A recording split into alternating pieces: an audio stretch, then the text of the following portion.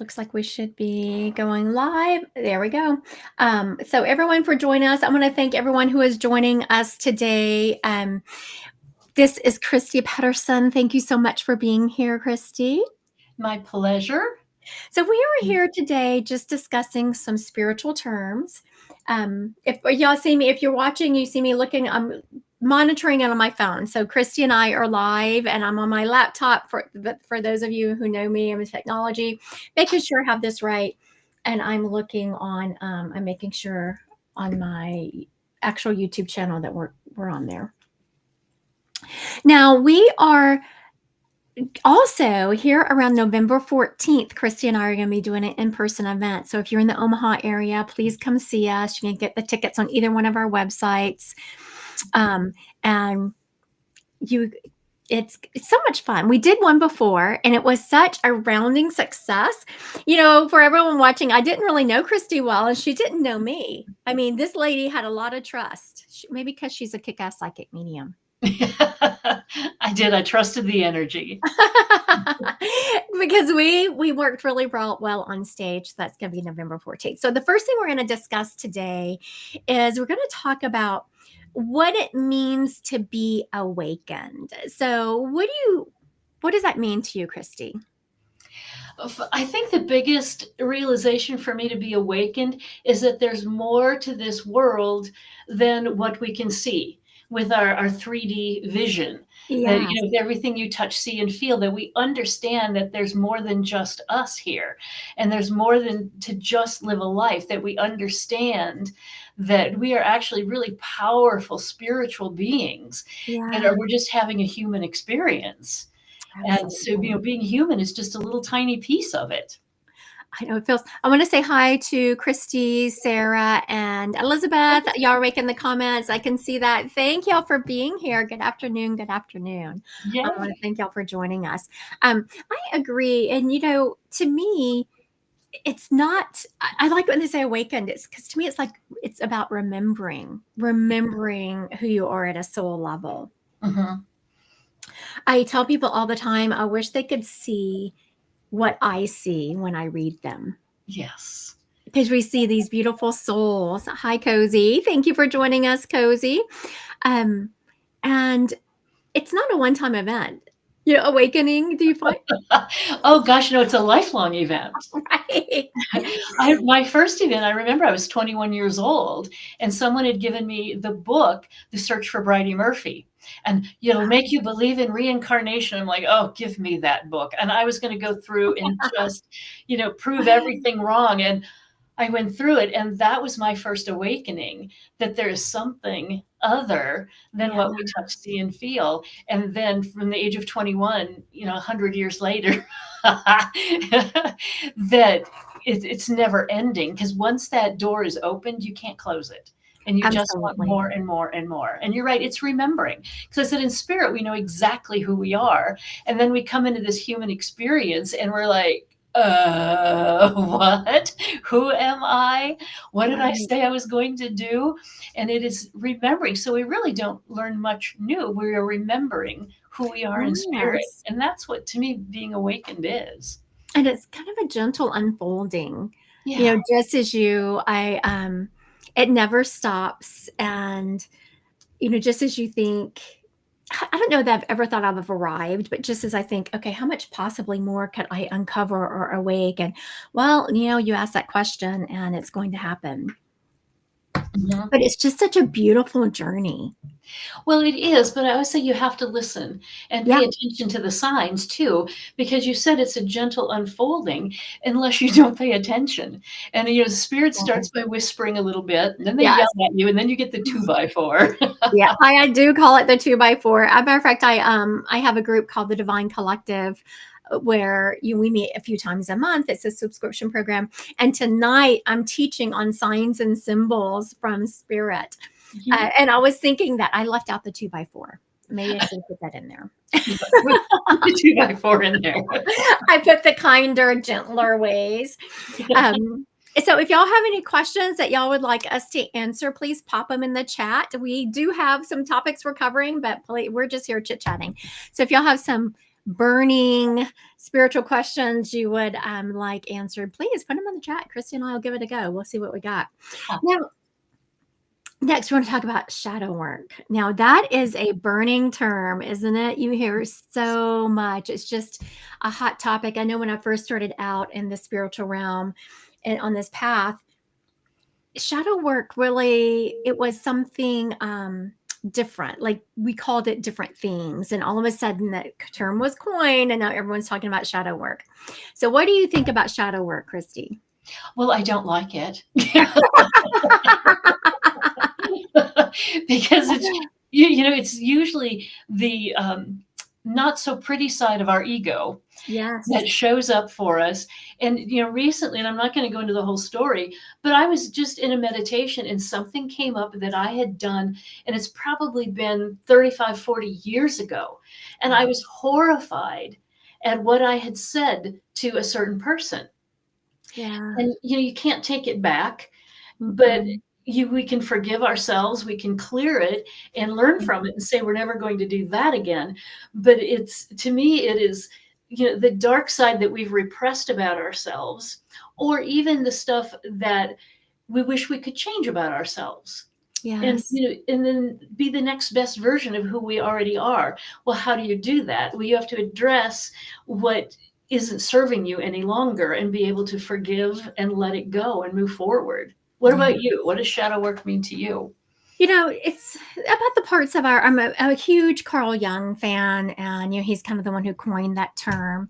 And it's really about the parts that we've hidden, like you said, and denied, the parts that, and just as so now for anyone who has followed me or listened to me talk, I, don't have a relationship or communication with my mother, right?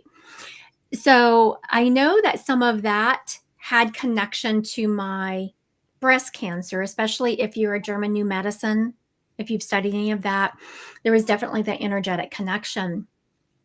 And so, I felt like I had dealt with it. I felt like I had done so much processing, but just as you think you've done so much processing, no, you've just peeled back a couple of layers. That core is still in there.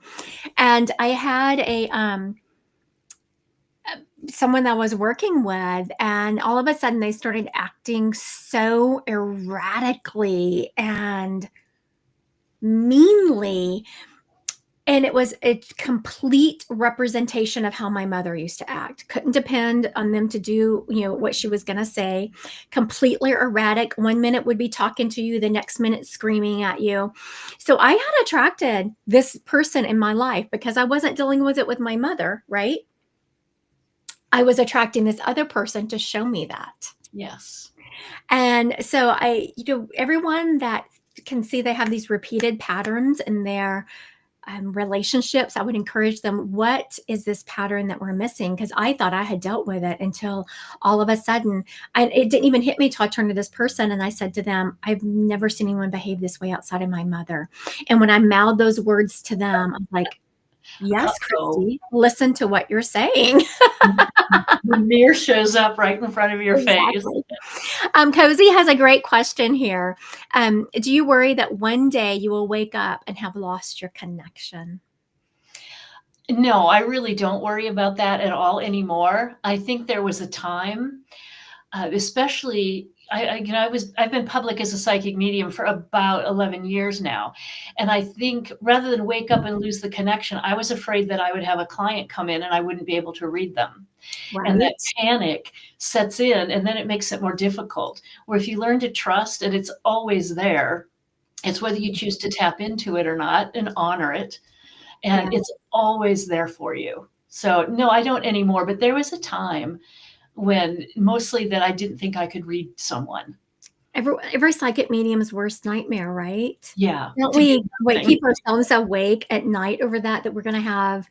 Because if you're doing it right, our greatest joy is to be of service to others. And to have someone come in and think that we're not going to be able to make that connection. Yeah. And, it's true that you have to be at a similar vibrating pattern. There are always going to be people that you can't read because they're blocking, or they're Right. just really difficult. And, if I still run into that, and it's really rare right now, I'll just say, "Oh my God, you're making me work for it today, aren't you?" Right. Yes, yes, yes. And I'll even ask them, I say, "Okay, I want you to just kind of lower that barrier that you've got and let me come in because I'm not gonna hurt you." And, my Yes. messages are of love and light and joy. Absolutely. And I think that's why you and I click so well because I am the same. Love, light, and joy. Um, always leave your clients better off than what you found them. Yes. I know that, especially I know that you don't do Mystic Fest anymore, but I still, was over there in beginning of October, I think it was. It's like a long time ago. But anyway, it was just about a month ago. And I did Mystic Fest, and you always run into a couple there. And it's usually people that are just sitting in front of you because all their friends had a reading or whatever. And so I had a couple, and it's true. You just have to kind of get through their energy because they have a barrier up. And once you can prove a couple of things to them, like give them irrefutable evidence that you have in your loved ones, then they'll start kind of dropping it. But Cozy, I want you to know that you also don't have anything to worry about. You're never going to lose your connection. I know you, and I know that your heart is in the right spot. I think the only time people have to worry about losing their connection is not necessarily losing their connection, but if they get too much in their ego and they start projecting onto their clients instead of having that pure channel, because it's about having that pure channel Yes. instead of projecting. And Miss Cozy, you're sweet as pie. You don't have anything to worry about. But I love your question because it does run through everybody's mind Yes. when you're learning and really opening up and awakening. Is this too good to be true? Is it gonna go away? It's not. Right. It only gets better. Like the more you work on yourself, the Yeah. better it gets. Mhm. Yes, yes, yes. Um, and also I don't know about Christy, and I know I talk about it in my classes, is that we also have to learn to ourselves. Like some people, if you are just beginning to wake up, there might be certain things that throw you off, and it's good to recognize that. Let's say you're sick, you have a stomach bug or a headache, or you're tired. Think about if you feel like, oh my goodness, my connection is as great today as it was yesterday. What changed? Are you tired? Did something happen? So I would encourage, if anyone out there listening has had a problem, think maybe they've lost their connection or it's not as great today as yesterday. What changed? Are you tired? Are you not feeling well? Because those things can affect your connection. Well, and another thing I've recognized, the connection really isn't lost, but if you become so dependent on your guides for answers to every little thing, they'll Yeah. back off a little bit, and you need to take responsibility for it. They're still Amen. there, but they're choosing to step back and have you take ownership of your own life. Absolutely. I was with another psychic medium the other day, and it was a representation. And this was not the other day, it was a few months ago, but it was a representation of exactly what Christy is saying. It was a recognition because we were getting to a point, pretty high level here, and they were channeling. And I was like, something felt off about the spirit they were channeling. Mm. It's like, did you set your intention to channel the highest of the utmost? So the spirit answered, and I said, you may not speak to me anymore. I right then kicked the spirit out and said, you are not telling truthful answers here, and you need to go. Yeah. And And it's about discernment. that's a good point, is that you always have control. You can tell Yes. spirit to step back. You can ask them to step forward, and you have control. Because I have a lot of clients, and it's like, but how do you turn it off? And I said, I've gotten really good at turning it off. Is I have a light switch in my head, and I just turn it off or turn it on. And like, I'm ready to work. I'm done. Thank you very much. And so, in spirit, you want them to be your best friends, your spirit guides, Yes. Yes. and they will help you, they will guide you, but ultimately you always have control. Absolutely. Christy, the more we talk, the more of you use terminology that I use. And for everyone watching, Christy and I haven't spent that much time together. We've spent more time on stage working together than we have just chit-chatting. But you don't get to know each other on a personal level when you're working. One of my original teachers said to me that it was like a light switch, and those were the exact terminology she used. She said, Christy, it's like a light switch. You turn it off and you turn it on. I was like, that's right. Now, someone asked a question, when did you realize you were gifted and could read spirits? I'm going to let you start off with that one, Kristi. That's really a great question, because there was not really a defining moment when I knew I was gifted. The big thing for me is when unedited things would come out of my mouth and people would roll their eyeballs or physically step back from me. What did I say? And sometimes, yeah, the stuff would come out and it could sound arrogant. And an example was a brother-in-law of mine was going to apply for a new job, which was really quite a step up. And I just looked at him, I said, "You've got it." Because I knew beyond a shadow of a doubt. And he looks at me and he's like, "How do you know?" And it can come across as arrogant. And finally, as I made the practice of meditation, of really working on it and giving spirit permission to come through and talk to me, is when I realized that it really was a gift. But I also want to say, when people say I'm gifted, I say, thank you very much. I am. But so is my bookkeeper. She can do an Excel spreadsheet. I can't. So we all have gifts, all of us, and we just need to honor those and be grateful for them. So I say that for me, there wasn't a defining moment. It was learning how to understand why people reacted to me in the way that they did. And then for me to develop it, fine tune it in a way that hopefully wasn't arrogant. Yes. I used to make my kids, and to this day, one of my kids, or just in the last week, one of my kids messaged me and said, "Mama, do you ever get tired of being right?" Nope, I do not. Never. Because of just those situations. But I also want to, for Elizabeth, she's, when you realize you were gifted, I also want, now for me, I worked really hard at this gift. And I think everyone can be a psychic medium. Now, there are people that are the Michael Jordans of it, and there are people, batting the ball around on the court. And I know that Kristi has also worked really hard at it. And so not only you have this ability, but we've also worked at this ability to come through as a pure channel. You can hear some of us using the same kind of terminology. It's very important for both of us to be a pure channel and to be beings of love and light, and make sure that we are not projecting any of our stuff. And whenever you are becoming a psychic medium, everyone gets drop-ins from spirit. Everyone does.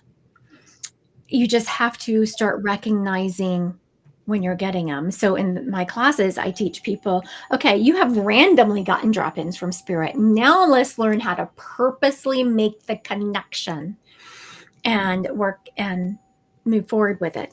And again, Kristi and I have both worked really hard to fine tune and hone that gift so that we are more pure connections. And it never stops. I mean, I just finished a class this weekend to become a certified death doula. And so I'm constantly taking classes, constantly learning, tuning in, meditating. And constant. Yeah, you have to. It's a lifelong thing. Absolutely. Cozy. Okay, profound thing. What does a one-on-one healing visit look like or entail with both of you? Does every medium have the same practice when it comes to healing? That's an excellent question. Cozy is full of them today. Thank you, Cozy. Go first on this one, Kristi. Okay, so no, the healing practice doesn't look the same with everyone. For me, I do something called trance healing, and I will talk to you. You will tell me what is bothering you, and then I will sit like this and go into trance and send energy through you. I should say I'm a conduit. I do not send the energy myself. I create a bridge to the spirit world and call in healers. Like yesterday, one of the healings I did, my gold healers came in. And it was really a couple of days ago, I was healing someone, and it was pretty profound that they could feel it, because she said on that fourth wave of energy, so she was right. I scan a few times, and then my healers come in and scan, and then we keep upping the levels of healers, and we had gotten to the 4th level, and so she could feel that 4th level of healing come through. And we work on what you said bothered you, and then whatever else the spirit said. Yesterday someone came to me, they had a concussion. And so, we worked on that, but I also said that there was a lot of buildup in your sinus area. Spirit told me in the next couple of days, you're going to keep tissues handy. You're going to be blowing your nose and it's going to be running, but they're getting rid of all the gunk that is in your sinuses. And she messaged me this morning. She said, I didn't realize how stuffed up my sinuses were. Okay, you go, Kristi. I do it a little bit differently, as Kristi mentioned, that we all have got a way, and I see we need to learn the foundation of things, and Reiki is very important for me. So I learned the foundation of Reiki, and it's like, well, how can I make it my own? So I've incorporated all 5 senses. So I will, through touch, and I say Reiki heals from the outside in and sound heals from the inside out. So I incorporate sound in with healing. So there's particular instruments I touch. The body talks to me and will give me messages throughout the whole Reiki session. And the way my healing is morphing is past life things are in the last year, probably things are really coming up with past life. So an example would be someone who has a fear of heights, and I will go through Reiki and the touch, and a past life will show up for me. Yes. Where a fear of heights, in one in particular, it was a lady who was pushed off a bridge by her father. Well, in this life, she goes, I've always had a fear of heights, and only over bridges. And so if you can go to the source of it, and it's like, okay, let's release that. This no longer serves you in this or any other lifetime. You can release it from this lifetime and any other lifetime where that fear of heights came from. And then the body talks to me in different spots, different ways. Yes. And I think if you can go to the source of it too, which is many times in a past life, and you can release all of that, that's really powerful. But absolutely. I also created a line of essential oil sprays, because when I said I want to work with all 5 senses, it is what I touch, and the smell. Everybody gets water, so it's taste with that, and hearing with the sound. And I also use tuning forks. So that combination of things appealing to all of the senses. Kristi, isn't the past life, that's so profound, right? Oh my goodness, yes. And I want everyone to remember also, like I healed it was last week, and it was a back pain, and we traced it back to a prior life. Well, it wasn't really, it was kind of, I didn't realize that this person had liver problems. They had a back pain. I traced it back to a past life where they had been stabbed in that area into the liver. And then she told me that she's actually has such bad liver problems that she might have to have a transplant one day. That's what we call follow the energy. And it's so profound. And I also want people to think about, let's just say you've never had a fear of heights. And then all of a sudden at 35, you start having this fear of heights. That might have been the age in your past life that you were pushed off that bridge. And that's why it's coming up. Yes, exactly. Past lives is a whole another thing. Look at us getting all excited about it. I can tell. Well, I had a lady, and this has been a few years ago now. She was on disability for migraines and had never been able to work. And so this wasn't even a Reiki session. This was just a psychic medium session. And I said, well, in a past life, someone hit you over the head with a boulder, and you've brought that energy in. So I did a release on that for her, and kind of forgot about it because I typically don't remember readings when I'm channeled. And she contacted me 2 years later. She goes, I'm the lady of this particular city with migraines. And I said, well, how are you doing? She goes, I haven't had a migraine in 2 years. And so that's how powerful this is, because you don't know, and you can go to every doctor in the world. And that's one of my favorite things when they say I've been to every doctor in the world and nobody can help me. It's like, okay, well then let's try a different path. Yes. Let's go to a past life, because you don't even know you're carrying that energy. I had worked with someone, I know it was a few months ago, and I wasn't the main healer. Someone else was the healer, but she called in. She's like, basically said she felt a little bit over her head. Would I step in? Of course, we healed this person together. So we come out of this healing. So I asked this lady, she's again, debilitated, hasn't been able to work in years. They can't figure out what's wrong with her. And I was like, this has a fungus connection. I said, there's mold or you've been exposed to it. And didn't know anything, but then they tested her, and that's exactly what was wrong with her. Yeah. They had missed it. And and funguses are brutal to get rid of, and if you get them. Yeah, very true. Thank you so much for asking us that question, Cozy. That was fun. We had fun with that one, you could tell. Oh, yeah, I could go off on a tangent with that one. Right. As I say, I think we could do a whole segment on that. Yeah. Okay, now we're going to talk about something that Kristi helped with these questions. And so I laughed when I saw this because this came from her. And I was like, oh, yes, isn't this so true? Ouija boards, Kristi. Are Ouija boards evil? Tell us your opinion on that. I get that question all the time. And I said, it's a piece of cardboard and a plastic planchette. It is not evil. But what happens is people who don't know what they're doing, and they're at a slumber party or just goofing around and, okay, spirit, come in. Well, that is opening the door to any prankster spirit, anybody that wants to come through. And you need to do a protective prayer of some kind. Yeah. And just say only spirits from 6th density or higher are allowed to have any kind of input.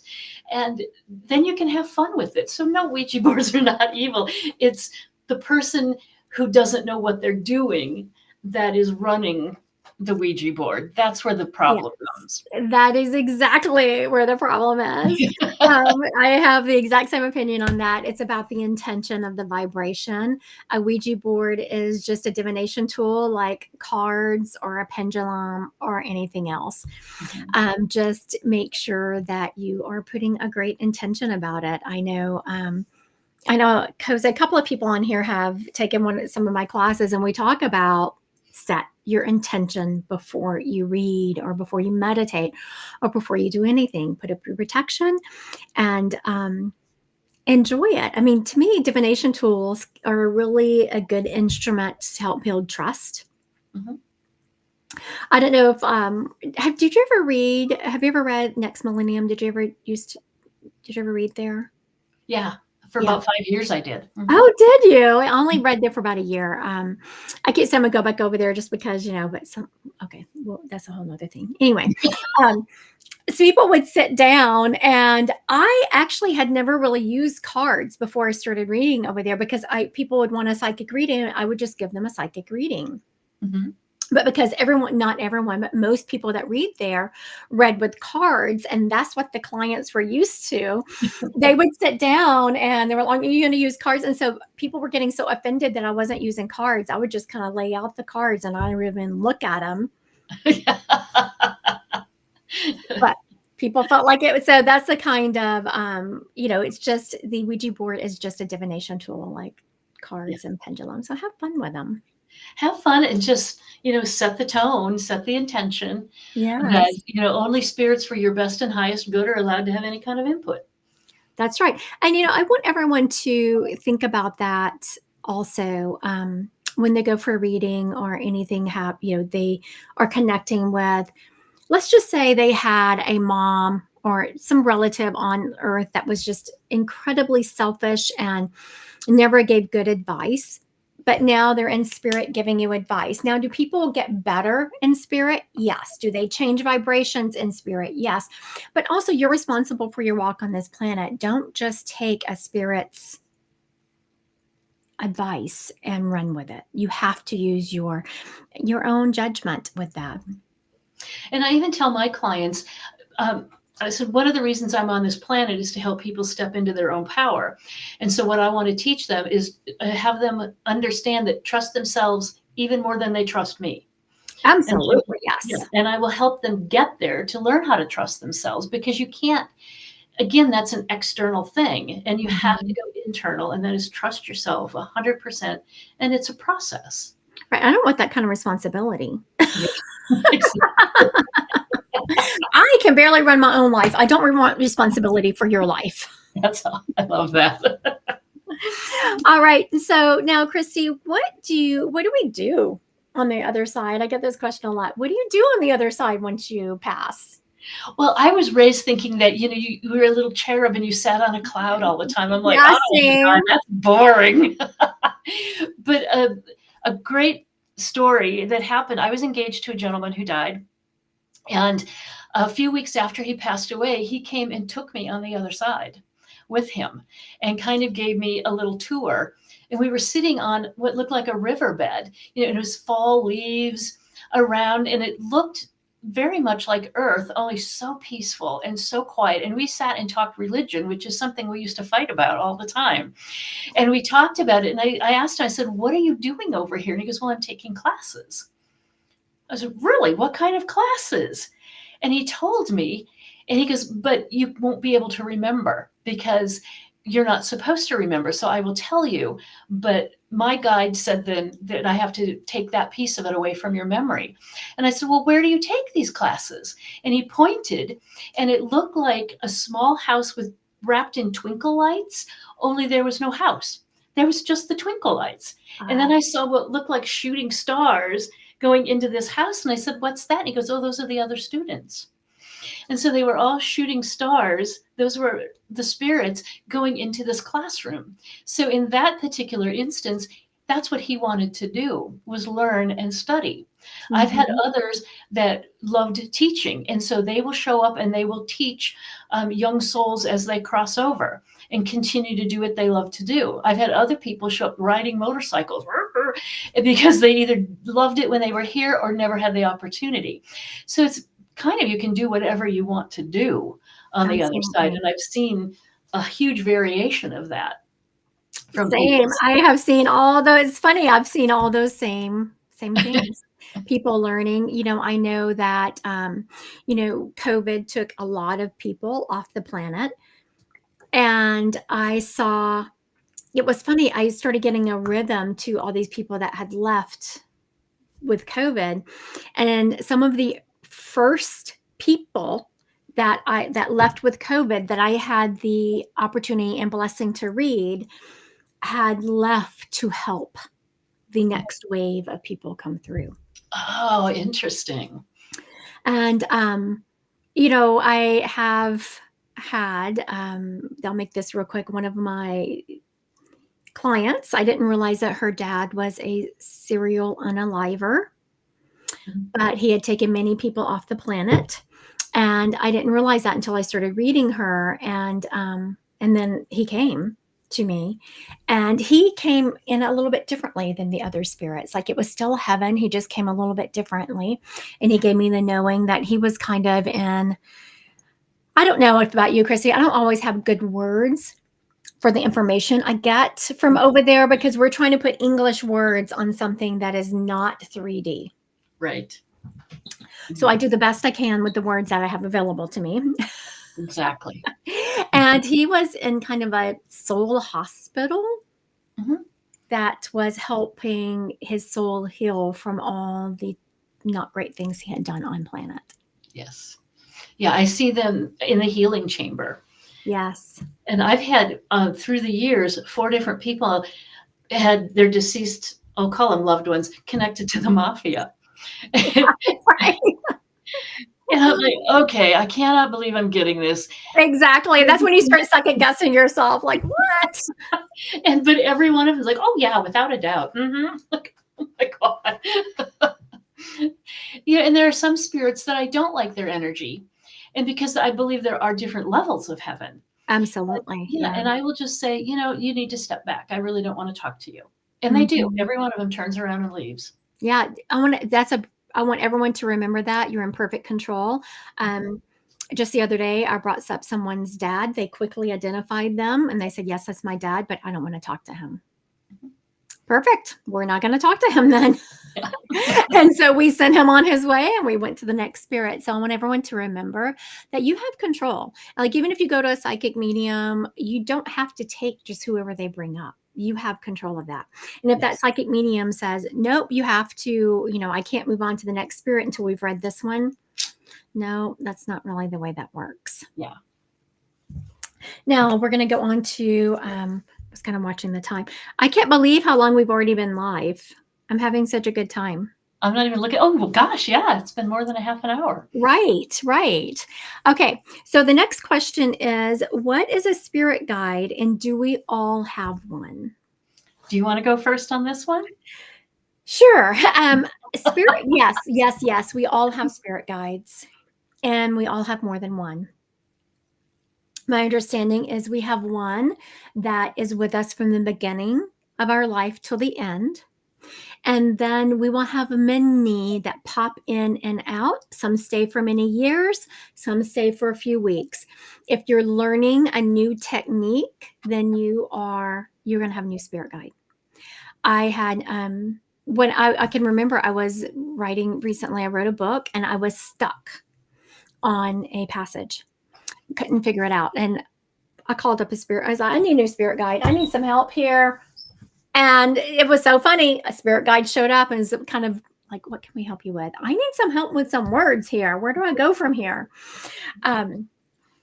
So now will they dictate your life and say, do this now and this next? No. Did that spirit guide give me the exact words to use? No. But they gave me an idea of where I could take it and then move forward with it. Our spirit guides are people that they can be ascended masters. They're people that have spent lifetimes on this planet. Sometimes they have spent time on, I'm sorry, I'm laughing. If y'all can see me, if someone's listening or watching this, y'all can see me laugh. Because I was thinking about when I first met Christy. I had been called in to do a reading at a house with a bunch of people there. I didn't know these people were mediums, right? Surprise. Right. And so I kept being called. So Christy had this extraterrestrial, this ET being. It wasn't ET, but that's for people behind her, right? And so I was trying to read someone else, but I kept going back to her. Is like, do I tell her? Do I tell her this person is behind her?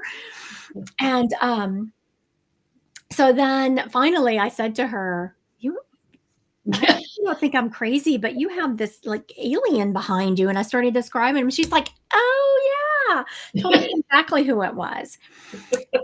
Now, I'm telling you that to let you know that you can have beings from other planets also that are your spirit guides. So don't just get pigeonholed into, nope, this is my spirit guide. This is the only one I have. You have many, and they all love you, and they're here for your greatest good. Mm-hmm. Yeah, that was the look on your face was great. Someone probably should take in a picture because I did not know Christy at the time. I just knew this lady, like this whole room of people. I just knew they were going to have me committed because I was like, I can't help it. Christy, there is this alien behind you. And she's like, oh yeah. And I was like, thank God, And I trans-channel an extraterrestrial called Ramadir. Yes. Plus, I've got my main guide, and I agree with you 100%. My definition of a spirit guide is the highest form of truth and compassion to keep you aligned with the universe. Yes. And I love that definition, and I help people meet their spirit guides because there are many psychics that will say, you've got this many guides, here are their names, and there's nothing wrong with that. I think it's great. I like to get you familiar with how they're going to communicate with you. So it's exercises that I do to help people meet their spirit guides. And it's good to have that relationship with them. Yeah, so they need to be your BFFs. So, because of the work that I do an extended meditation every day, but a piece of that is I call my spirit guides by name and I say, thank you. Thank you for letting me do this work.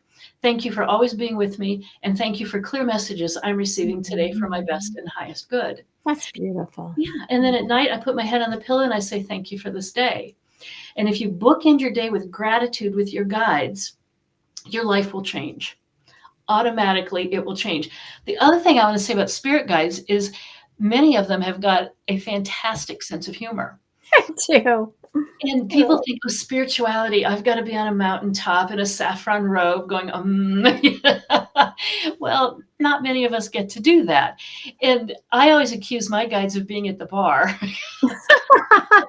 You want me to do what? Oh my God. And so I was with another psychic medium. We were playing with the Ouija board one day and my main guide came through and I said, oh, you at the bar? And the planchette went right over to yes. Spirit guides have personalities, right? They do. And they've been typically on Earth. They've had many, many lives, which qualifies them to guide us through our life. They know how difficult it is. And it doesn't have to be so serious. Life is hard enough. Have some fun, and your guides will help you. They will. One of my main guide, I have told the story before. I had, for those of you watching, I am on a cancer journey, and that comes with a lot of ups and downs. And was on this medication, and it had eroded some of my gum to the point where I had bones sticking in my mouth, right? So I went to the emergency room. And so the emergency room people, they weren't nearly as horrified as I felt like they should be. I have bones sticking out of my mouth. I need my jaw. I need my teeth. I need all those things, right?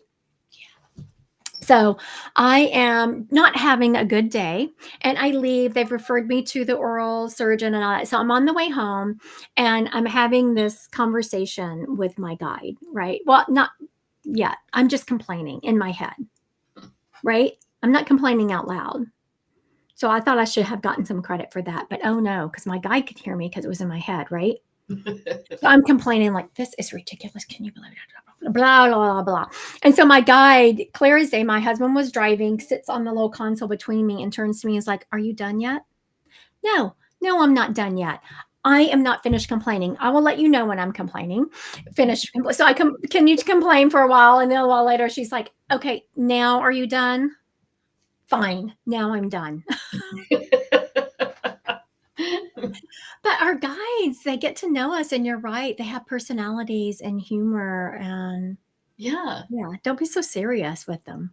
Yeah, they want you to really enjoy life. They understand how difficult it can be. Yes. Yeah. It's, turn on planet Earth is no joke.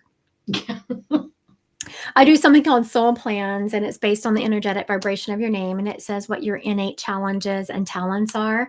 And I always started out with these challenges. No one gets a free ride. Everyone comes to this planet with certain innate challenges because we're here to learn and, to overcome those. But also the beautiful thing is we're never sent here with challenges that we're not given beautiful talents to overcome. Because we pick the challenges. Yes. Before we come, we pick those. I always say it's a lot of times like when you're really hungry and you go to the buffet and it's like, I can have this. And when we're planning our lives, it's like, oh, I can handle that. I can handle that. And we come down here and it's like, I picked that challenge. No, I would never pick that. I'm having a serious discussion with my higher self when I get to the other side. Yeah. What was I thinking? All right. I think we have time for one more question. And this is a big one. I get this all the time too. How come I can't meditate? You want to start with that? Okay. You can meditate. Everybody can meditate. But again, they think it's on a mountaintop for an hour. It's like, no, you can start with 30 seconds because the brain we've got what I call monkey brain, which is, well, that was stupid. What'd you do that for? Oh, you need to go to the grocery store. Oh, you forgot to pick up bounce. And it distracts us all the time. So we have to train our brain to turn down monkey brain and really listen to our guides. But I will tell you, if you pay attention to things that you do where you lose time, you're meditating. Mm-hmm. And that can be gardening. That can be going for a walk. That can be loading the dishwasher. It's where you lose time or lose track of things. You are meditating. It doesn't have to be in this position. Mm-hmm. And you give yourself a little credit. Right. And, it can be... you start with a guided meditation. Stanford did a study, and if you meditate a minute 3 times a day, so 3 minutes, it actually starts changing the structure of your brain. It was a study done. And I always joke, but I'm not joking, that I have done my makeup every single day for 40 years, right? Actually, 45. So it's something that I kind of drop into trance when I do. And that's when spirit starts coming to me. Anything you do, driving, people drop into trance a lot driving. And, have someone ever gone somewhere and you're like, how did I get home? I don't remember how. It's because you dropped into trance, and that's where, that's meditating. Yes. Yeah. And so everybody does it. They're just not calling it meditation. Correct. All right. Looks like we're about out of time. So hopefully Kristi will join me again. We didn't get through nearly all the questions that we had to cover. We are going to be in person on November 14th here in the Omaha area at a coffee shop called Coffee Alley, just a cute coffee shop. You can get the tickets on my website, Christy Godwin Psychic Medium, or on Kristi's site. You want to tell them your website, Kristi? KristiPederson.com. And you can see on the screen how to spell my name, because it's, I've got a very common name and you can spell it 1,000 different ways. Yes. So just KristiPederson.com and then click on the event tab and you can purchase your tickets there. Same for mine, Christy Godwin Psychic Medium event tab. Now, we are also going to be live next week on the Facebook if people want to join us over there. Do you remember what day that is, Kristi? I am looking right now. Look at us. You can tell we're both, I could see her looking down as we were going to on Wednesday, the 5th. Yes. Wednesday the 5th, we are going to be doing the same kind of thing over on Facebook. So we would love to have you join us. And I want to thank everyone who's joined us today. Y'all, I hope everyone has a blessed day. And it's going to be at noon on the 5th. Yes, noon Central Time. All right. Yes. Thank you all for your questions. I hope you join us next week and come with some really good questions, because we love to be challenged by it as well. Thank y'all. Have a great day. Bye.